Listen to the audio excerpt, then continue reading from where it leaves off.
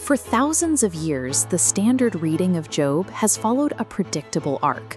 A righteous man loses everything, his friends blame his character, and he eventually demands an audience with God to secure justice. God eventually answers from a terrifying whirlwind.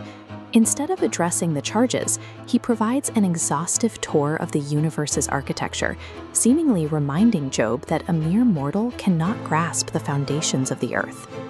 Curious tone. This traditional interpretation leaves a glaring gap. Job asked a precise question about fairness and cosmic justice, yet God responds with a lengthy lecture on meteorology and nature. The confusion peaks at the climax. God's profound address on human suffering concludes with a bizarre 34-verse description of a fire-breathing sea monster. We are left to wonder why the definitive biblical text on suffering ends with a disproportionate zoological digression. This mystery suggests the whirlwind speech carries a second, hidden layer of meaning. The prologue establishes a legal setting, the divine council. Here stands Hasatan, a prosecuting attorney or accuser. The accuser claims operational authority over the material realm. God uses Job as a stress test, seeing if a mortal can maintain alignment while trapped under the accuser's maximum pressure. In this trial, Job functions as a proxy.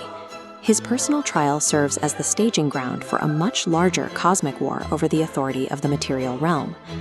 God's whirlwind response utilizes a dual address, operating on two distinct frequencies simultaneously.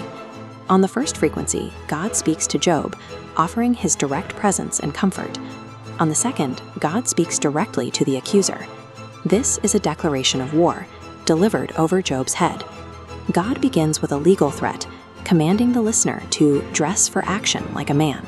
Since the accuser is a divine being, God is warning him that he will eventually be judged on human terms and defeated through human flesh. God then asks, "Where were you when the morning stars sang?" This invokes the accuser's former identity, Hillel, the Shining One, or Lightbringer, reminding him of the position he occupied as a worshiper before his rebellion. God uses the very history of creation to dismantle the accuser's pride, forcing him to face the weight of exactly what he lost. God describes the limits he placed on the cosmic sea, commanding its proud waves to stop at a specific, unbreakable limit. These proud waves mirror the accuser's influence. God demonstrates that even within the material realm, the accuser's power is strictly quarantined, subject to divine boundaries. In chapter 40, God presents an impossible challenge. If the accuser is powerful, he must humble every proud thing to prove he can save himself. This creates a logical trap. The accuser cannot humble pride because he is its source.